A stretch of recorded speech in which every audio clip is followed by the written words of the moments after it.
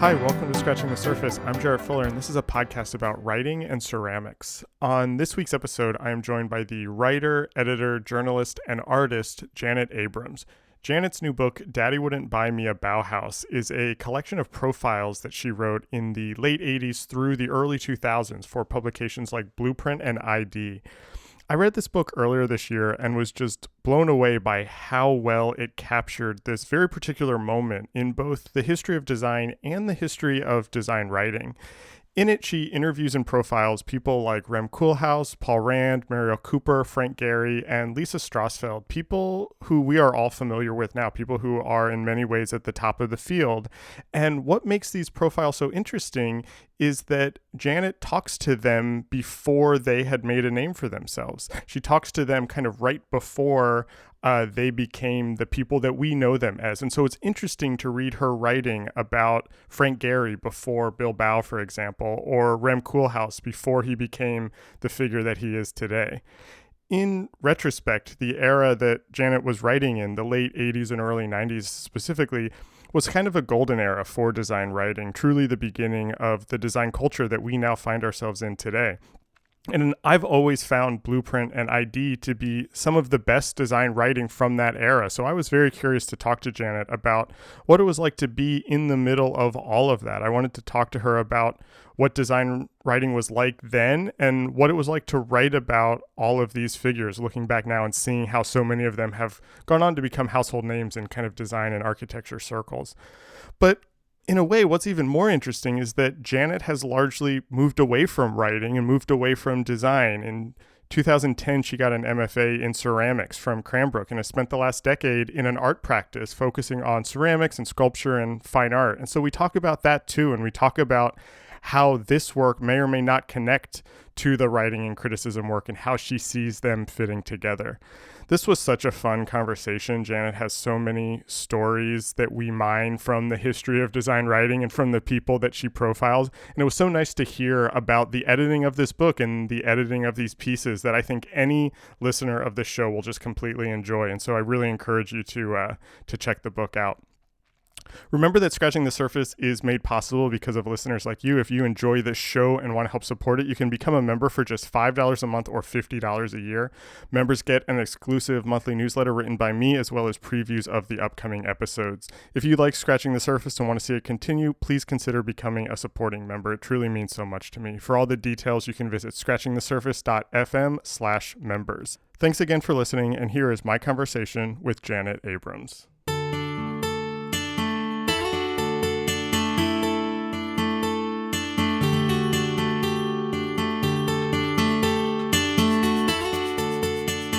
You just came out with this fascinating book called Daddy Wouldn't Buy Me a Bauhaus, which is a collection of your essentially profiles of architects and designers, mostly during your time at Blueprint and I.D. in the late 80s and early 90s. And I'm really curious about why this book now.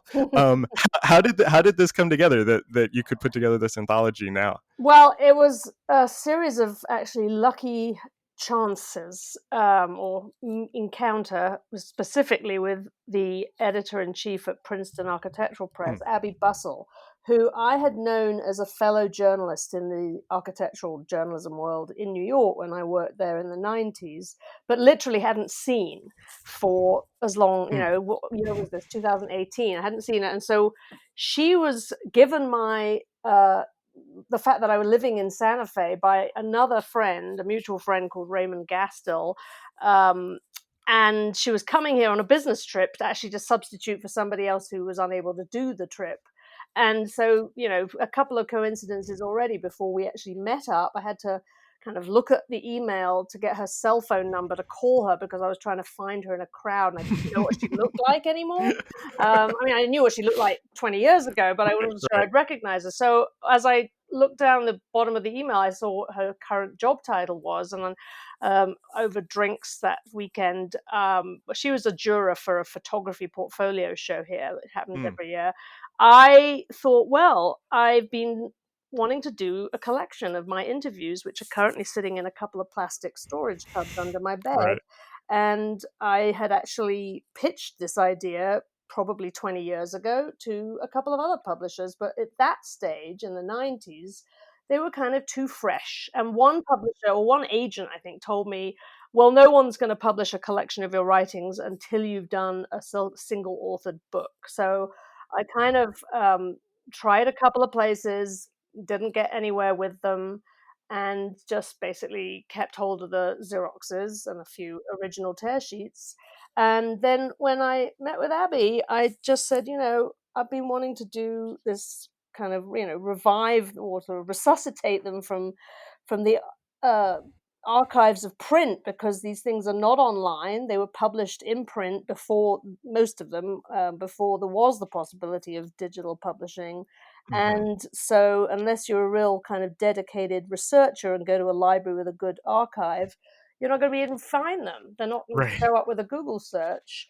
A few, because some of them were written after that kind of cusp. But her response was, "Call that a fish, Frank?" Literally, she recited the title of the Frank Gehry piece to me. She didn't say yes, she just quoted the title. I'm like, what are you doing with that title stuck in your head from the late 80s, girl? But she remembered it, and she was completely on the ball and just really said, let's propose this. I stayed up late one night because this was probably November, and there was like 2 editorial meetings, or maybe one before the Christmas period, and I really wanted to see whether it would take off with Princeton Architectural Press, and it did. So after that first meeting, a couple of weeks later, she said, "Can you give us some word counts?" And I'm like, "Oh God, I'll have to do this manually, because there's not like a file. Oh, I right. can simply do, Right. hit the word count, and up it comes with the characters as well." So I spent a few late hours, literally with a pencil, character counting sample number of lines, multiplying by the number of lines, and doing an average, and came out for about 24 pieces, to my astonishment, 85,000 words. So, and that's not, that's not all of my interviews. I've written probably, I think I've got about somewhere between 70 and 90 interviews that I've ever done. I keep finding bits and pieces that I've completely forgotten about, but these pieces, which we went through a larger set to decide on the ones that appear in this book, this is, my choice cut of my interviews, and I'm very happy with how it panned out. I mean, there was a lot of decisions to be made about not only which pieces, but even before it became the book it is, we were thinking about including other essays of a different kind. I've written, more meditative pieces, especially about the relationship between photography and architecture. That's one of my passions, about the representation of our physical designed environment. I've obviously written about product design and other Right. fields of design, not so extensively as I did about architecture, because of the context that I was able to write in, to begin with Blueprint and then later ID primarily. But it was not a difficult decision to say, we're leaving out everything except the interviews. We're just going to make this a book that is about one way of looking at architecture and design, and that is through the individuals who creatively produce it and whose ideas I wanted to explore, not just kind of write about what they've lately done and, something that's just had a press release issued about it, although often those were the hooks too. So it just became a book of profiles, and the other material will hold for later books. I mean, I actually think that it's interesting to hear that there was a time when it might have included other writing also. I really like the tight focus of this just being a book of profiles. And I have 2 questions specifically around the book, and then I'd like to ask you a little bit about kind of profiles generally. But you started talking about, you have like 70 or 80 of these. I'm interested in how you picked the people to include in this book that you did pick, because it is a really interesting cross section. Mm-hmm. And what I was really fascinated by reading it, as somebody who, as we talked about before we were recording, was not around to be reading these in the time that they actually came out. It was so interesting to read profiles of people Mm-hmm. who we all know now as, the leaders of the field, and you're writing about them when they were just getting started. I'm thinking of the Rem Koolhaas one, especially. I'm thinking of the Frank Gehry one. This is before they had built anything substantial, and I'm interested in how you decided to include the people that you included, because there were also then people like Mike Bloomberg that was like, oh, where'd this come from? And then what it was like to read them now and to kind of edit them for this book now, knowing what it was like to talk to them then and knowing what they have done since. What was that experience like? Thank you for that framing, because I think one of the questions I was constantly asking myself and being kind of given reassurance by Abby and my other editor, Sarah Steeman, about was, how relevant are these pieces now? As I said to you before we recorded, I still kind of carry an image of myself as a person in their 20s to 40s, which was the period I was writing these pieces. And I guess I don't want to acknowledge that I'm 30 years older now, because that means I'm the age of several of the people I wrote about, Muriel Cooper in particular. Right. But to answer the question about what was it like and how did I pick them, in many cases, I was assigned these interviews by my editors. In other cases, I proposed those subjects to other editors who were, not on the same kind of production schedule as Blueprint, which was a monthly. ID was a bi-monthly. And so, as I explain in the introduction, one of the great opportunities I had was that I had got a place to study for my doctorate at Princeton around the time that Blueprint was formed as a magazine that was set up in London by a group of journalists who all had day jobs on various newspapers and magazines, writing where they could about these areas. And in many of cases, they were writing for specialist architecture magazines. And they came together and sort of worked at night in a basement belonging to some art design firm to put this magazine together before it became a kind of real going concern with funding from people like Terence Conran and Richard Rogers. Right. So it was a sort of almost like a kind of collaborative venture. And in those early days, it was very wide open what it could cover. But I credit two people in particular, obviously Dejan Sujic, who was the founding editor, who'd already been a writer for The Guardian on architecture and for the Sunday Times at that point. He was also at the beginning of his now very illustrious career, as many of the people in the book.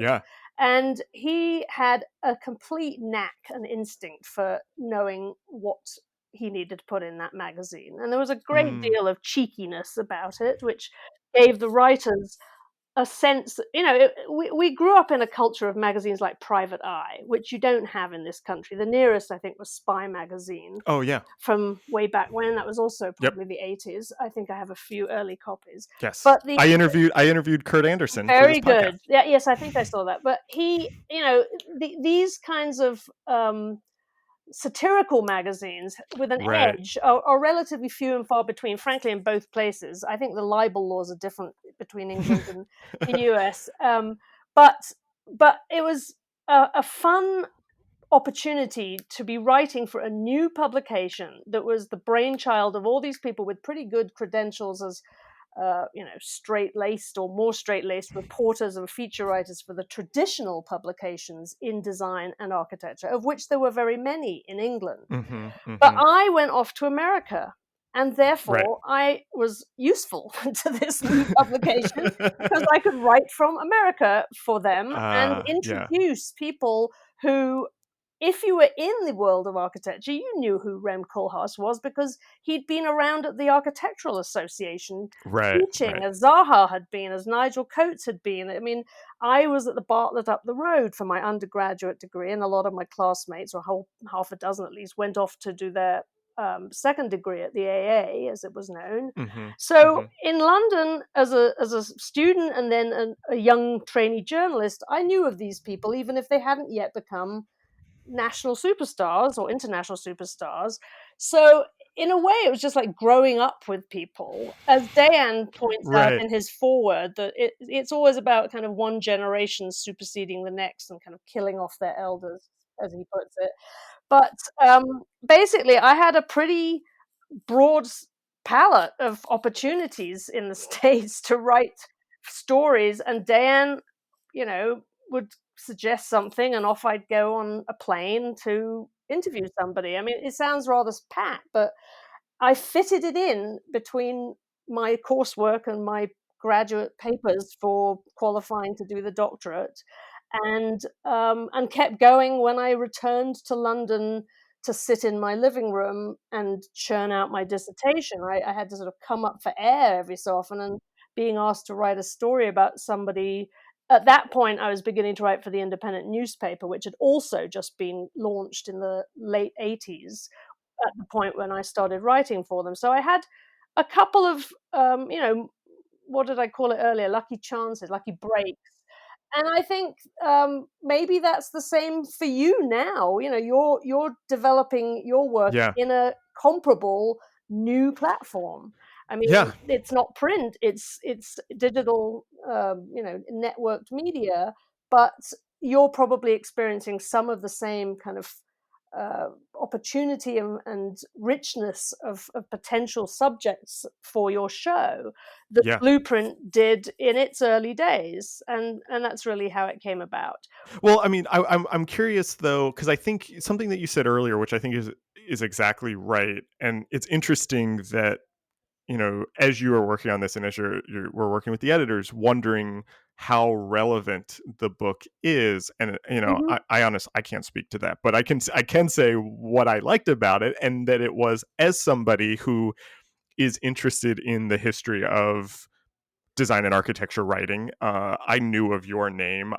I think Blueprint and I.D are like the two best kind of design publications of that era, and so yeah, I was aware of you, but I had never read any of these before, and so Oh, interesting. being able to see them all together was really nice. And then, like I said, to read these profiles of people that we all know. There was not one name in this book that I was not familiar with, and I think probably the people that listen to the show, it would be the same. But to read a profile of them from the beginning of their career is really striking, and it was Hmm. really interesting to kind of see that. And I want to know what it was like for you now, like today, to go back to these pieces that are now Uh-huh. sometimes 30 years old, and to think, Mm. oh, I captured Rem at this very interesting time. Were there people that, as you look back now, you're like, oh, that, like, look at all they've done since, I really caught them at a different time, or oh, I wish I talked to this person again? Well, I can tell you the answer to that. Yeah, the simple answer to that is when I was writing the postscripts, which we had decided.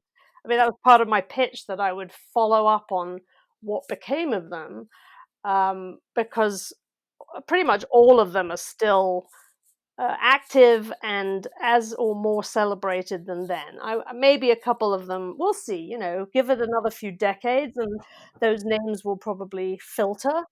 I did treat myself to buying a couple of books of interviews as I was getting ready to write my introduction. And one of them was by Barbara Lee Diamonstein, but actually her book of interviews of people in the New York art world, which included a couple of architects.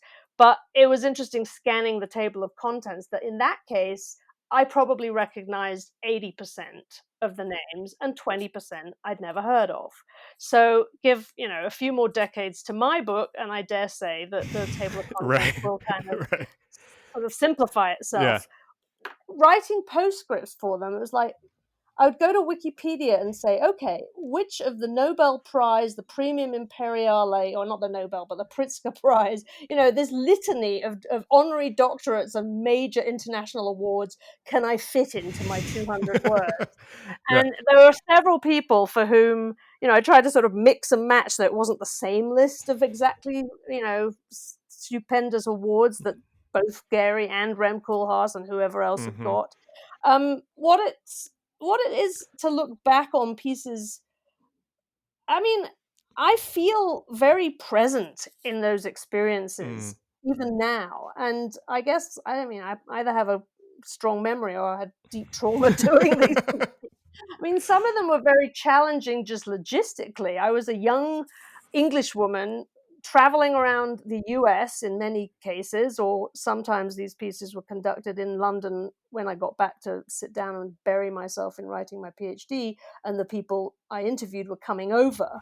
And so I was kind of assigned them because I was still effectively the US correspondent for Blueprint.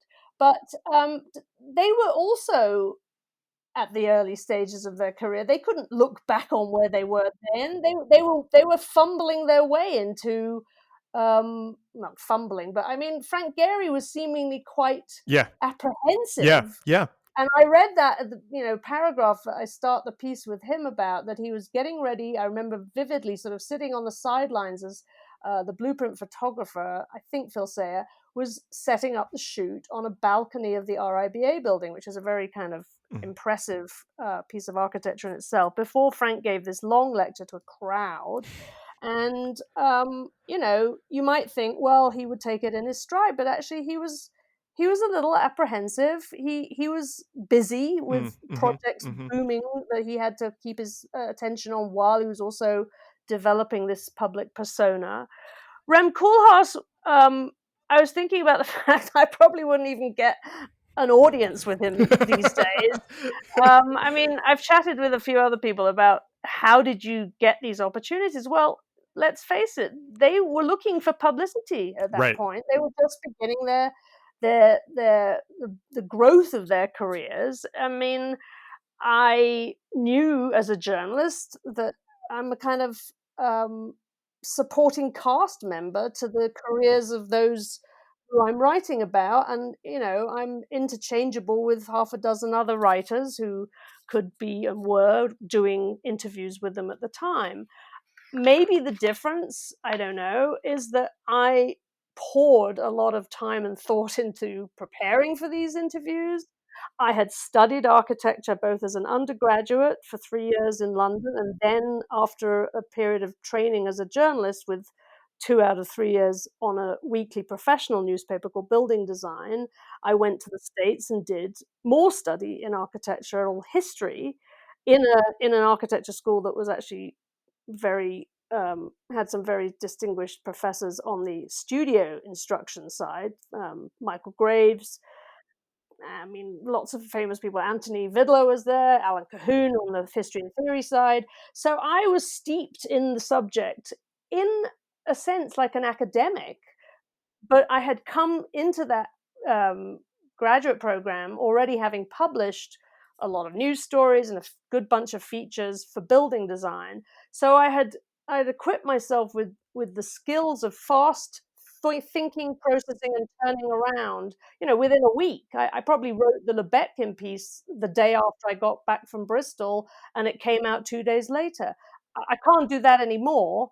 My brain just doesn't have the agility, but or it feels like it. Push come to shove, I would, but it was as much them at the stage of their career as I was as a beginner journalist. So there was a kind of, I suppose, willingness to spend time. I mean, I sat twice. I met with Rem in Holland. He drove me and Simon Esterson, the art director, around to see the dance theatre in The Hague and to see the housing he was building in Amsterdam across the river. And I mean, I would just doubt that anybody gets that kind of time from Rem now, or even one of his assistants or his press officer. But those were those days. And there are people right now, we don't know yet who are going to be the household names, but I dare say that my equivalent younger writers are finding those subjects now and are hopefully going to pay the same kind of thoughtful attention to what is happening in their practice and their output of work, to make some kind of intelligent evaluation, not a judgment, but to kind of contribute to the understanding of what they're trying to do, and to set that in a context of what they as the individual writing actually sees they're achieving. And that was my intention. It wasn't like just to sort of report, but also to assess. Right. And what's interesting too about both about your writing specifically, but also just about the era and about ID and Blueprint, is that, and Dane writes this in the introduction, is that you were kind of right there, right as the public's consciousness around design and architecture started to grow, and that there started to be an interest in these fields. And it's easy for me, and I'm very guilty of this, and I try not to do it, to romanticize that era of design writing. But I would love to hear your thoughts looking back on that now, that era of design writing. And I'd like to talk about what you're doing now, and how you've moved away from design a little bit. Yeah. But looking back on it now, how do you think about that era of design writing and design journalism and criticism, as this very particular moment in the history of architecture and design? Maybe more so in the history of design. I mean, architecture Yeah, has a yeah. long history and a long historiography, whereas design, I think, has, it's been around as the multiple professions that we cluster under that word: graphics, product design, now interaction, critical, social, blah blah blah. But there hasn't been such an extensive Yeah, self-reflection yeah. in the field of design as there has from hundreds of years of writing about architecture. So I think what that period that you're referring to represents is an explosion of it relates to the wider economy.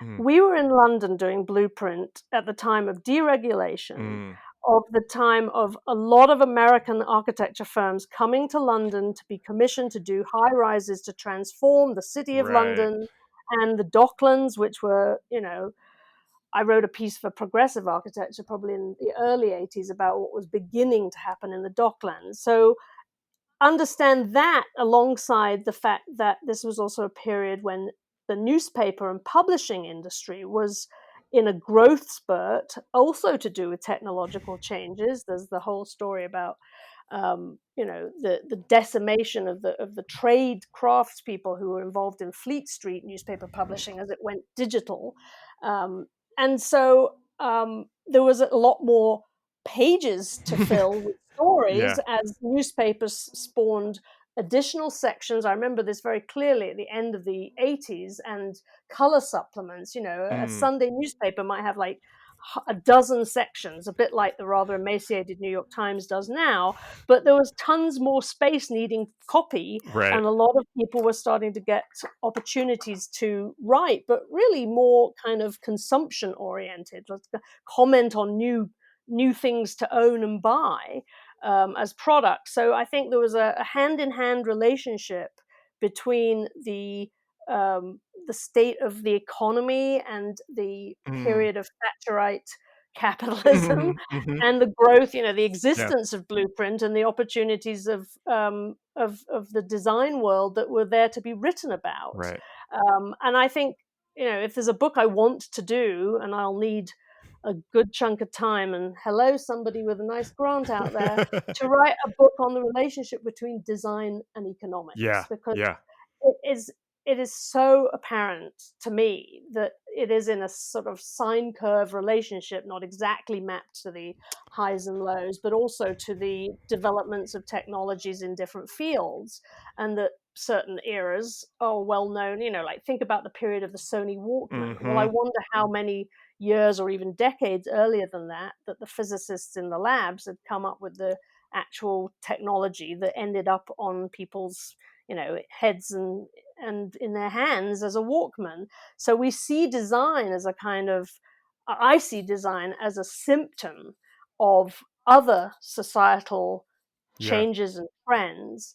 And I talk a little bit about that in my introduction too, but I think it's a way of looking at design, not as a kind of uh, subject area in its own, Yes.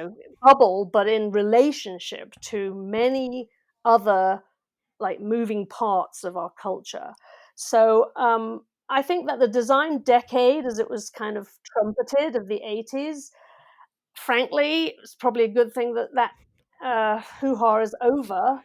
And I do think, and I thought while I was writing this book, the relevance question again is, are people going to just see this as kind of sort of outrageous celebration of things that today we would be very much more cautious about. What are the impacts of people from one continent flying, as they used to, not this year, to the other side of the globe and being asked to do a building there and happily plonking their skyscrapers all over another culture. I don't know that subject is quite so breezily addressed today, and we're thinking obviously about a range of issues that were always there to be attended to, but the lenses have shifted now for good reason. And I'm very conscious of the subjects I didn't address in these conversations because they were not as current or as pressing in consciousness. That doesn't mean that they weren't already needing to be thought about, but it wasn't the kind of thing I could get an editor to commission an article about. Is Frank Gehry's latest skyscraper actually sustainable on the environment, for example? Maybe it was. I mean, I don't think it's fair to pick it on him particularly, but just as an example. I know what you mean. I think you're exactly right. And so first of all, I think your book idea is great, and you at least have one reader in me that would devour that. And I think you should. Oh, you mean the other book, not the one you just read? The book about design and economics, I think, is great, and I will definitely read that, as I think, from what I know of the listeners of this show, you would have an audience for. But you're also touching on something that I think is interesting that I wanted to talk to you about, and that was the form of the profile and the profile as a type of writing. And I think I have a couple questions around this, and I think the profile at times can be, and this is where you started touching on this, can be somewhat problematic in that it kind of like promotes this kind of hero worship. It kind of puts single individuals up on some sort of pedestal. And I get that, and I am for that. And there's all kinds of discourse in design right now about teaching design history, not as around teaching people, but around teaching ideas and ideologies. And I am all for that. But what I think good profiles do, and what I think your profiles do in this book that I was curious about, is that it might start with a person. You might interview this one kind of single person, but you often start to kind of expand your lens as the piece goes on to talk maybe not just about that person, but about some larger idea. And I think you're right. Obviously reading it in 2020 versus when they were written, there's different things that are on people's minds. But how did you think about that? Did you think about it as, I can use this person to talk about some other things that I'm thinking about, or these larger trends that I'm noticing, or or was it very much about, I'm talking about this single person? Well, it's both, and it has to be, because you owe a duty to the person you're taking time with, and they're giving you their time to honor that, to really portray them. What I brought to those, I mean, I guess there probably were a few cases where Diane or Chi Perlman at ID magazine might have lobbed an idea of somebody, and I didn't want to do the piece. I can't remember specifically. And there are certainly people that are not in this book that you might think would be, given that era, but I'll come back to that. Mainly because other people were writing about them for the same publication. Like Diane had very good connections, and he could, get an interview with anybody, but he assigned me to certain people, particularly those in the continent that I was, gallivanting around somewhat. But I think the question of how the pieces shift to broader themes than just the kind of close focus on the individual has again to do with my training. I mean, I don't want to overblow this, but I was a thoughtful person because I'd studied these subjects and I saw them in some degree of historical perspective. I wasn't just a kind of general reporter assigned to a person whose specialty field was architecture or design of some discipline. I had really studied these fields, and particularly the history of architecture, and I wanted to put those individuals practicing at that moment into a longer perspective. So it wasn't difficult to pick out parts of what they were doing, and also this was the heyday, I'm afraid to say, of postmodern architecture. Right. Yeah. I mean, Which is I was all surprised how about clear that was in references the book. to history.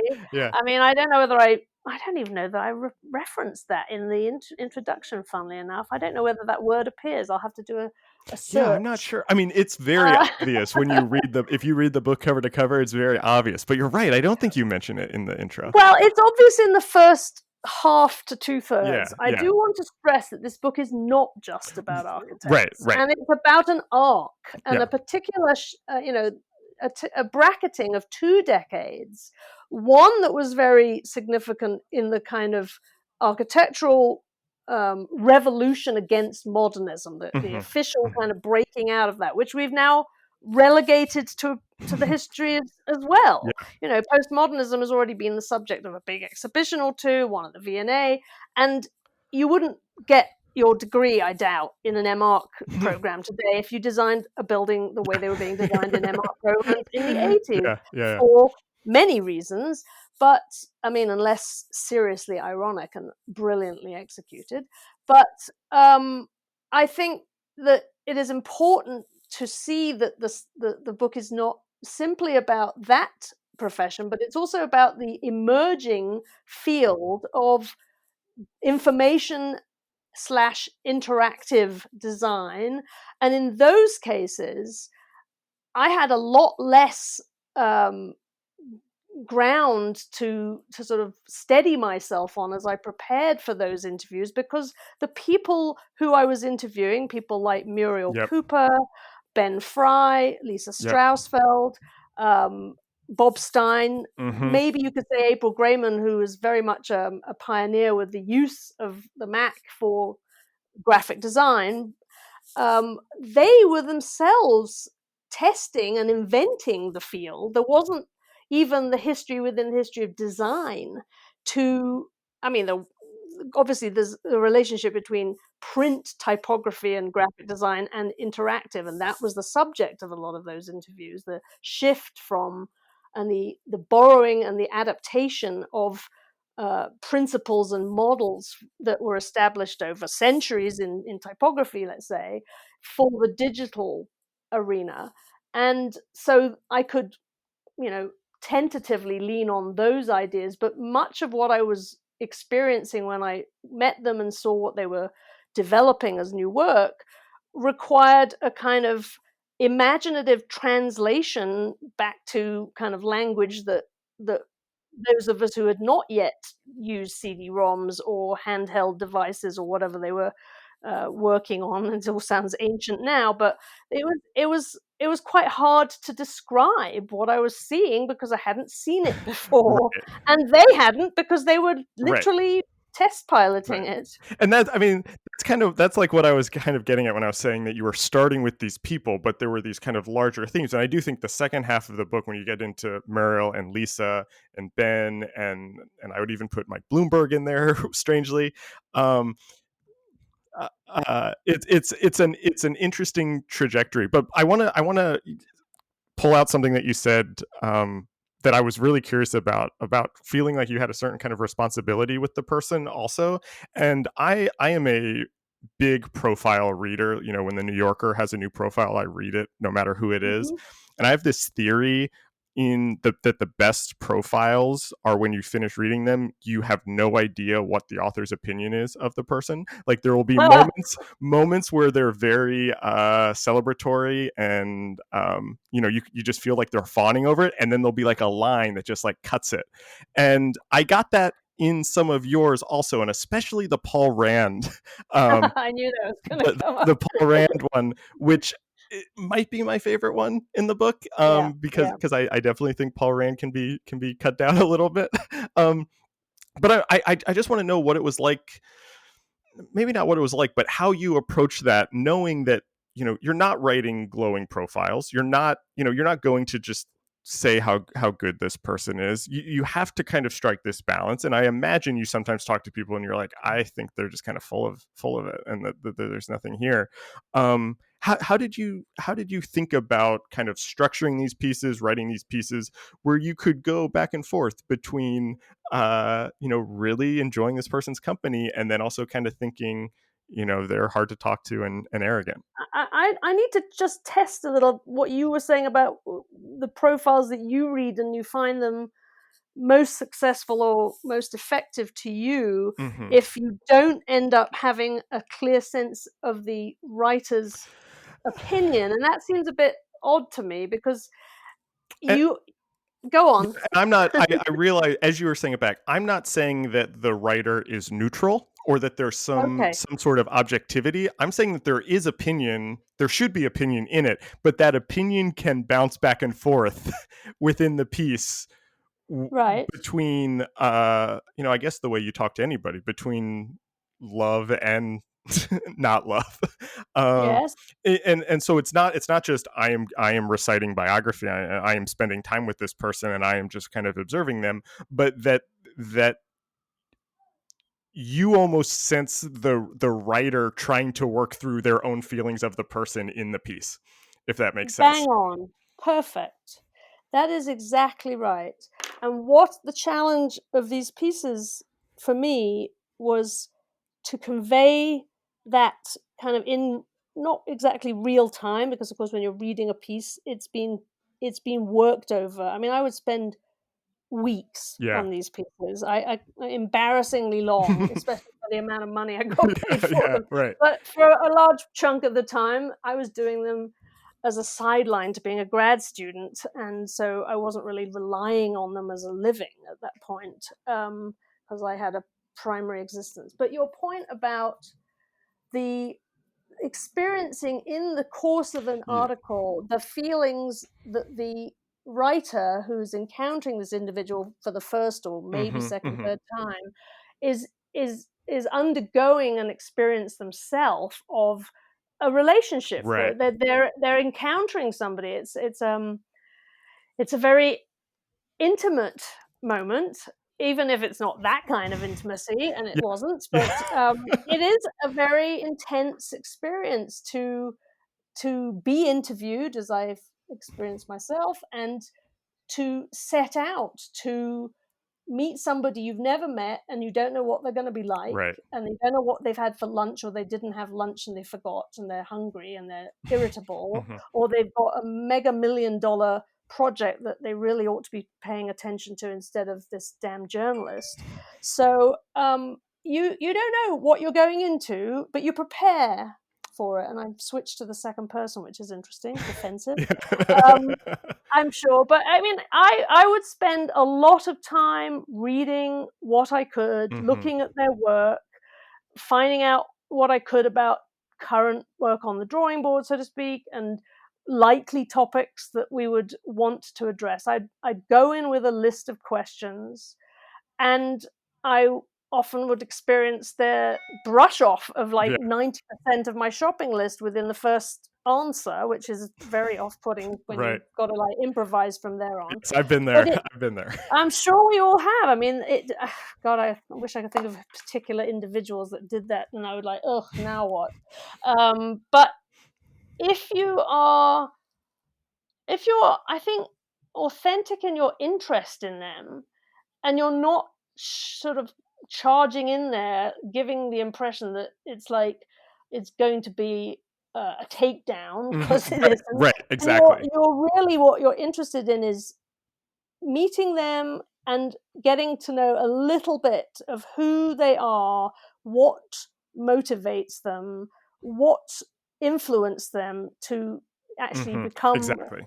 what they're doing, what profession they've followed, what what detours they took off that path that really have informed the trajectory of their career, what childhood Mm-hmm. experiences, what Mm-hmm.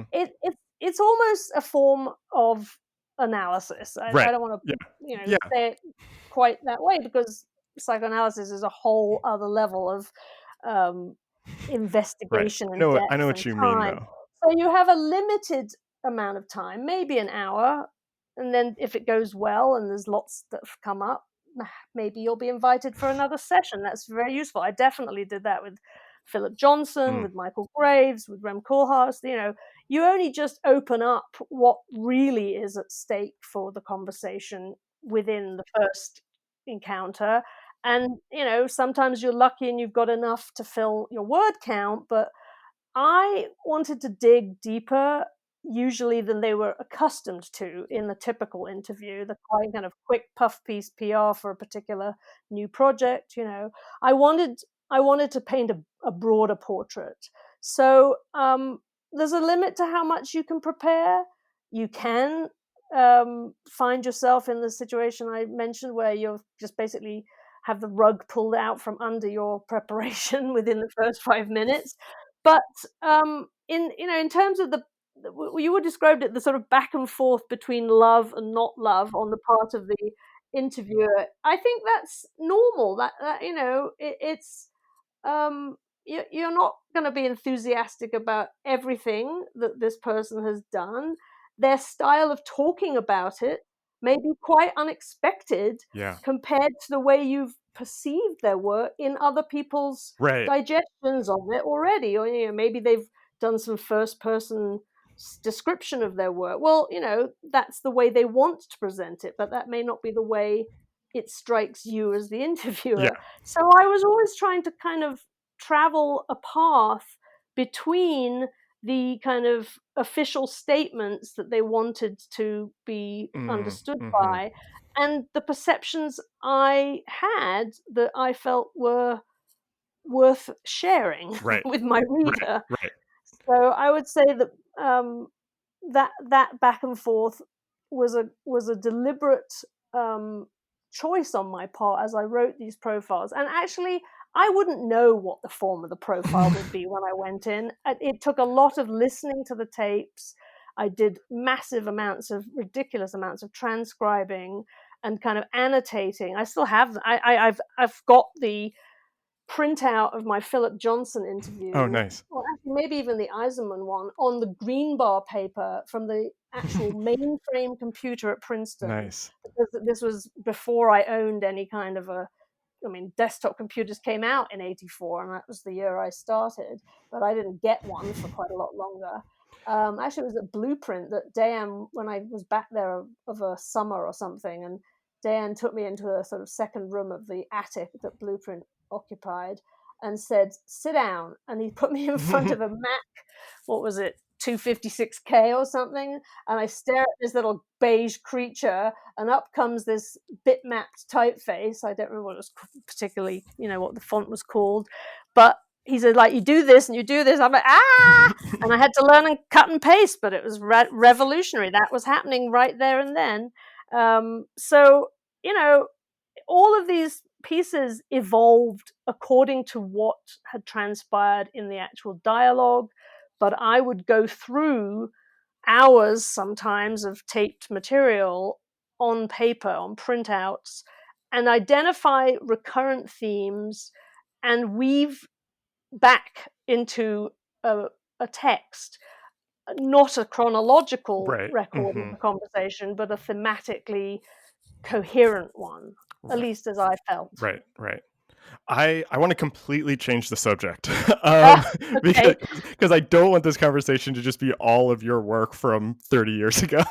that's all So right. you've mentioned a couple times, and I wanted to ask you about that you actually studied architecture and then got a PhD in architectural history and then basically built a career for yourself as a writer, and Mhm. then you did some other things in between, and then like 20 years after that you went back to school again to study ceramics at Cranbrook and have now spent the last 10 years or so working in sculpture and ceramics and less so in writing.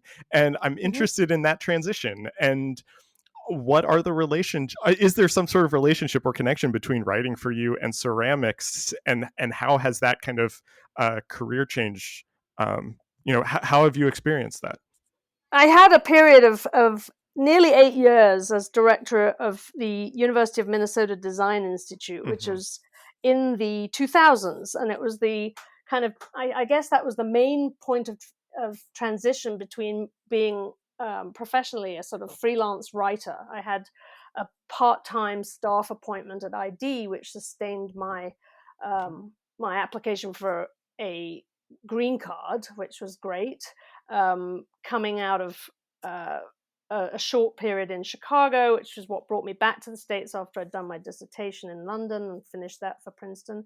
But basically, I had a long period in a very complex and fascinating opportunity at U Minnesota, where I was able to set up a research program with multiple kind of tentacles, some for teaching, some for getting professionals in for workshops and conferences, producing live events in the streets of the Twin Cities. It was very, very rich and rewarding, and I got the chance to work with some marvelous people, many of whom I'm still very, very close to and would love to work with again. But I was exhausted. I had done 7, nearly 8 years at a stretch by the time I realized that I was staring 50 in the near headlights, as it were. And I had actually, in my late 30s, I had had a similar point of thinking, I want to do something myself, practical and creative, rather than just be observing other people's fabulous creativity. And I actually thought about going to graduate school again to do an MFA in graphic design, because I really love design of typography and layouts of posters. I'd always done those even as a teenager by hand. I think I still own a couple of vintage Letraset and Mechanorma catalogs from the 70s, which I'll be happy to auction to you on eBay. But I think it was really that when you have done that much kind of writing about other people's creative output, that's interesting. part of you kind of says, I'd like to have a go at this. But what happened really was that I again, another sort of, I can't think of the exact word I'm looking for. It's not chance, but almost like a random stroke of opportunity. I got invited to a conference at a craft school called Haystack in Maine while I was running the Design Institute, and that weekend basically kind of changed my life. There were chances between the lectures and presentations, which was in a conference, a sort of invitational conference on, I think it was like hand, mind, and creativity, or some combination, about making by hand. And this being a craft school, they had workshops which they set up for the weekend as places that you could dabble, essentially, as a conference attendee, in 3 or 4 different topics, subject areas. Like one was blacksmithing, one was site-specific installation, and other members of the invited group were acting as the sort of leaders of these workshops. So I found myself in the clay studio, and as I describe on my website, I literally put my hand in a bucket of slip that had been prepared for anybody who passed through and wanted to try. And I mean, I had a physical reaction. It was so delicious, and it still is. I can still put my hand in a bucket of slip and be transported. It feels like cold cream. It's got it's a texture. It's a kind of sort of viscosity, I suppose, and a coolness all at once. So it took me away from what somebody I know calls my wall of words. I was transported into the physicality of making and materials. And as the 7 or so years stacked up behind me running this multi-ring circus of the Design Institute, fun as it was, there was a lot of changes going on at the university at that point, with a new provost and a new president and a lot of restructuring, and it was not a fun time for many reasons. But I saw it as, now I have to make a decision. I'm going to either carry on here till I'm a sort of old timer, really, or I'm going to make the leap and go back to school as a beginner's mind. I was very nervous about this. And in fact, when I sent out my email, like the day before I actually knew I was leaving, which was the end of June of 2008, I did not breathe a word of what I was going to do, because I was very fearful that I might actually just fail miserably and have to quietly leave Cranbrook Academy of Art after my first semester Oh, wow. and go back to doing whatever I was doing in the evening classes at places like Northern Clay and the Edina Arts Center in Minnesota, and just, be a happy hobbyist in that area. But actually, it didn't turn out that way at all. I had a very rigorous and challenging time over the 2 years at Cranbrook, which I think everybody there, Yeah. every student has in their own way. But I and it took a long time. It's taken much of the last decade since I graduated to kind of resurface, to be able to kind of put myself back together, Yeah. and even more so to synthesize the me that was, the journalist, critic, writer for so many years before I leapt off the diving board and tried my luck as a maker. Because it's a very chastening thing to go from being a critic Yeah. to being someone whose work is Right. criticized. And that's actually the core of what this book in progress is about. And also about the difficulties and the thrill, the exhilaration of being a student again in one's midlife, Yeah. because not everybody can do that. I mean, the reason I could is one of my godson's father said, "Well, you don't have any kids, so you can go back to school if you want to." And I'm like, that's one way of looking at it. It's not wrong. I sort of wish I had some kids, but in fact I don't. So I have relatively the freedom, the resources to allocate to training myself again, and being in a position of really not knowing how to do things, Yeah. particularly with tools and a lot of materials. But Cranbrook was really the beginning of that. It was a very hard landing. I mean, I'd never done a BFA, so going to an MFA, having a PhD does not help you in an MFA program. It is Right. irrelevant. I was the only person who unloaded books onto our 3 shelves per student bay in the first semester, and by the end of the first semester I had taken all those books to my tiny dorm room because I needed the shelves for materials and Right. tools and Right. things everybody else had unloaded because they already knew that they needed Right. those. Right. I remember one of my classmates coming in with a huge sort of drill set, and I couldn't even name the things she was unloading. And it was scary. Yeah. So, but you can tell from the tingle in my voice that scary is exciting too. You have Yeah. a world opening to you as you perceive the enormity of your ignorance, and you ask for help. And I love my classmates from Cranbrook like nobody else. I mean, they were half my age and they were more Yeah. than twice as Yeah. experienced, and I got so much from being a student again. And now that I have, I think, somewhat sort of dusted myself off from the bruising of that experience, which I do not want to, make it sound easy or a sort of glowing time, but it was deeply challenging. It made me confront a lot of things, and in a way, rereading these profiles from 20 years previous to that experience was, I mean, I felt like there was a certain kind of cheekiness I had in my 20s and 30s that I feel I've had it rubbed off me now.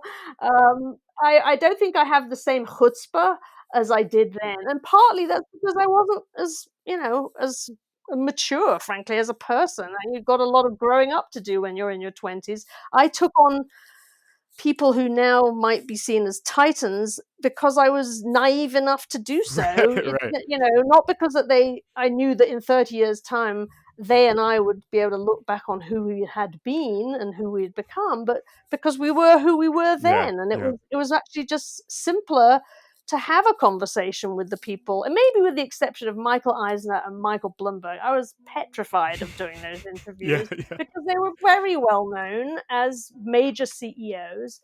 And you mentioned, you used the word strangely when you referenced Oh, the yeah. piece about Bloomberg, but that's actually a good example of somebody that I proposed to write about Mm. rather than being suggested to do it by an editor.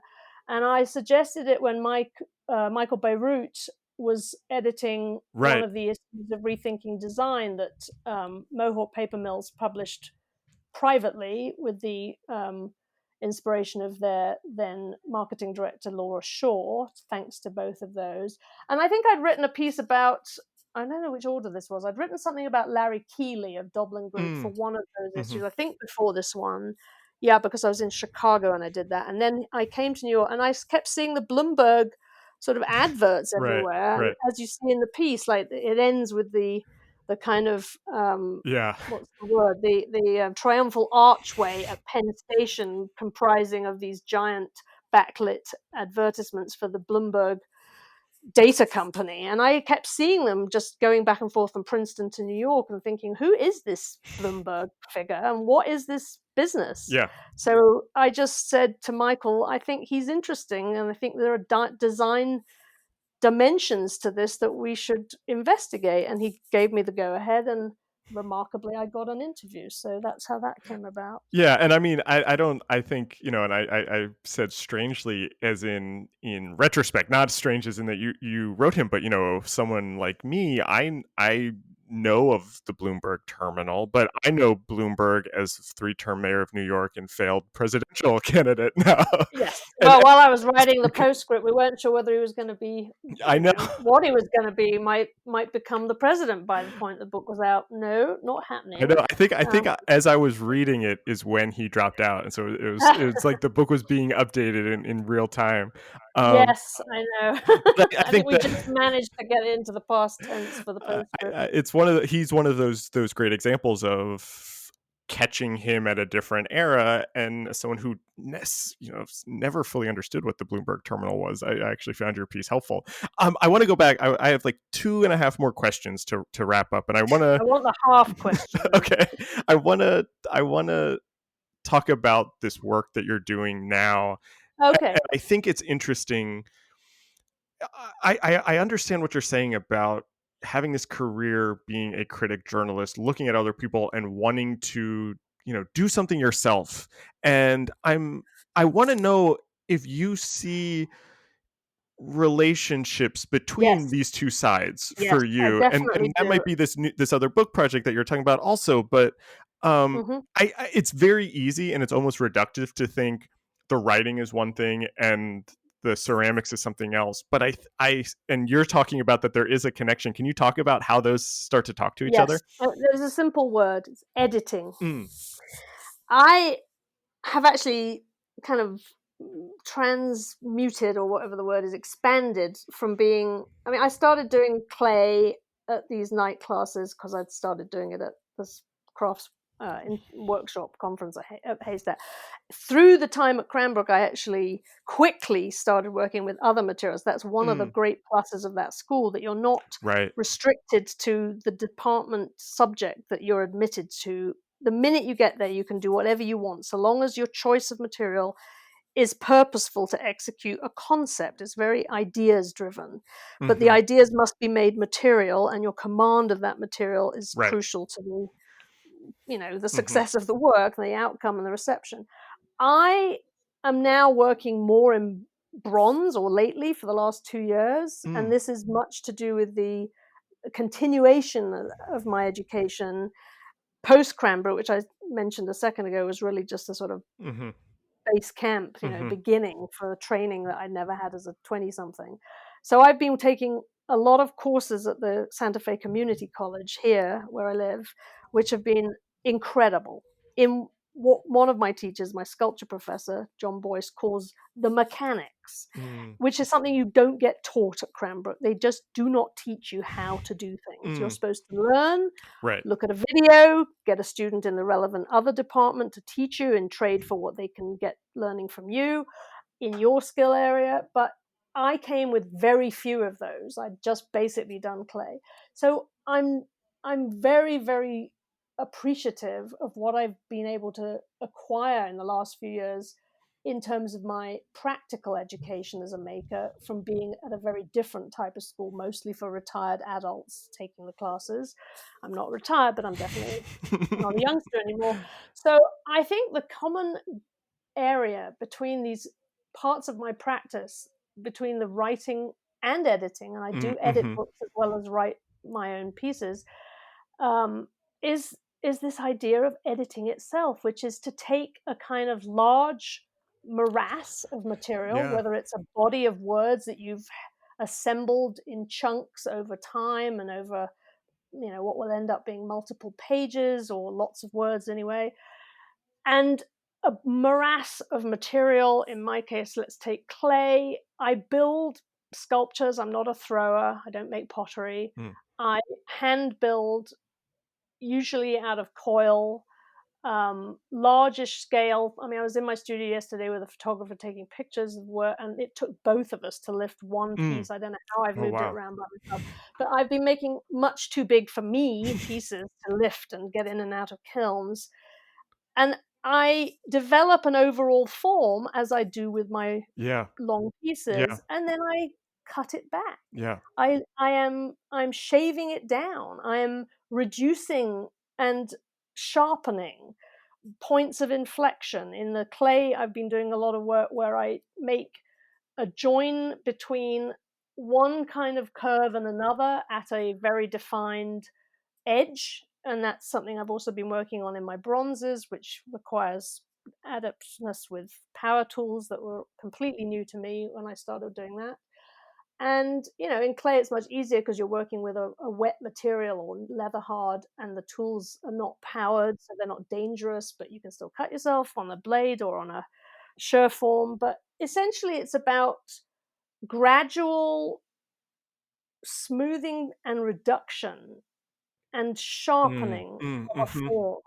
And I see that as very much the same as what I'm doing. It's a different mental process. It's obviously a different physical process. I do it with my fingers on a keyboard. I do it with my hands mushed up with clay and carrying a variety of, as I said, hand tools in clay, power tools in the metalwork.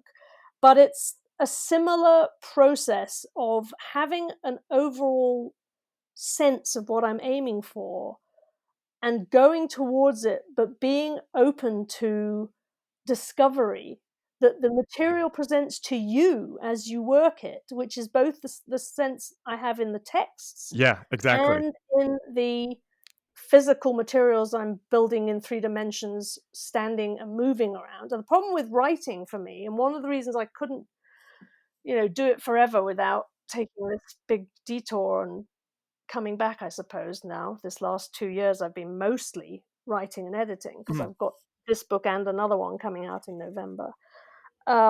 Is that when you sit in front of a laptop, there literally is a blank screen and you've got to start filling it. You might Right. throw out the first several drafts or at least a good chunk of it. I think Lynn Barber, the eminent English journalist and expert at interviewing, said at some point, you write your first page and then you throw it away. Right. Yeah. Now, I don't completely agree with that, but quite often things come to mind. And the best example of that I'll give in a second was for the Muriel Cooper piece. Mm. While you're in the midst of really working through the material Yeah. from an interview, from the tapes, from the transcripts, so patching together literally sentences or paragraphs from like different sheets of paper in the draft, and you're seeing a connection while you're working very intensely on making those thematic through lines work. Suddenly an insight into the whole thing occurs to you, like from a different part of your subconscious. And in that instance, you kind of see the whole piece. One of my problems was that I write long, or I was able to write these long, sort of 5,000 word pieces, and it's difficult to hold it in your mind, Yeah. especially as you have to, you're still piecing it together until it was in. This is going to make you laugh. Quark Express. Do you know what Yes. that Oh, is? yes. Okay, Yeah. so Quark Express, for those listeners who are too young, was an early, let's say, page layout Mhm. software that we used at ID magazine, and I was always desperate to get my piece beyond cheese markups into layout so that I could hold the whole thing and see the overall arc of my piece on a few sheets of layout, not on Microsoft Word pages, which take 200 words at a time or whatever. And it was then that I could see the entirety of the ideas over the arc of the story and cut to the real story. Yeah. So to me, the editing of a piece, mine and other people's, is a wonderful process. It's hard, but it's like, you read about how translators feel about their work in relation to the author they're Yeah. translating. I haven't had that experience because I'm not a language person that way. I don't have multiple language facilities. A little bit of French, some Latin, a couple of words of Dutch from living in Holland. That's But more than me. well, it's not enough to live there, really, I say. But I do love editing, and I love it as a collaborative process with with the person whose work you're editing, because you're both struggling and straining to realize what they want to say Yeah. in a lucid Yeah. and sort of fluffy way. And boy, do I I think I have a lot of difficulty with academic writing, because Yeah. sometimes if I want to sort of praise it falls apart. But I think editing and journalistic writing are somewhat undervalued, or the kind of writing that I read in my work of my peers at Blueprint and I.D. was really, really, really inspiring, and Yeah. set the bar for each other to aspire to. I mean, there's a lovely quote that I reference at the end of my introduction from Robin Kinross's book Unjustified Text, where he looks back at the period that he and I met, and Rowan Moore and Brian Hatton and James Woodhousen, and people like that, Stephanie, I'm trying to remember her last name. But anyway, people who were coming in and out of the Blueprint office, and we Yeah. weren't being self-conscious. Oh, we're making the most important design magazine of the decade. No, we were just turning in our copy as fast as we could for the next month's issue, Right. and dealing with what Vicky Wilson told us needed changing. She was the production editor for a long time. So I just think that editing itself is an art form, Yeah. and I feel that applies across uh, the media that I work in. And yet the processes, the mental processes, feel very different and are very complementary. I mean, I need to do work with my hands now. I cannot simply sit at a laptop and a keyboard. I have been. This leads perfectly into my final question, which is the question I used to end all of these conversations. I'd like to know what you're reading right now. Oh boy. Uh, Actually, right now, I have a rather depressing but interesting novel by, I think his name is pronounced Matheson, Peter Matheson. It's called In Paradise, and it's about a visit to Auschwitz. Oh, okay. That might be cheerful. And what else am I reading? I am just beginning to read Jenny Sorkin's book called Live Form, which is about three women ceramists, one of whom, Margaret Wildenhain, is a subject of another book idea I've had lurking for a long time, which is about five women emigres from Europe during and after the Nazi era to England and America, who brought with them their training in modernism in terms of ceramics, and essentially revolutionized ceramics in their Oh, interesting. adopted home countries. But that's a book I've want to do and have pitched grants and haven't yet made it to get a grant for. I mean, as you can tell, my head is full of Yeah. ideas for other books, but I have to be honest that the last few months has been a period of recuperation Right. rather than of being able to read more words. So other than those books on my bedside, I have a novel by Jonathan Ames, and I am also reading a book by Pema Chodron. And so those are the things I'm opening my Yeah. thoughts to you. This was such a fun conversation for me. I loved the book. I think it was great. I'm really excited for this other book. Thank you so much for being on the podcast. This was so fun. Thank you so much, Jarrett. This episode was recorded on October 7th, 2020. Our theme music is by Andy Borgasani. We're on Twitter and Instagram at Surface Podcast. You can find us wherever you get your podcasts and at scratchingthesurface.fm. Thanks for listening.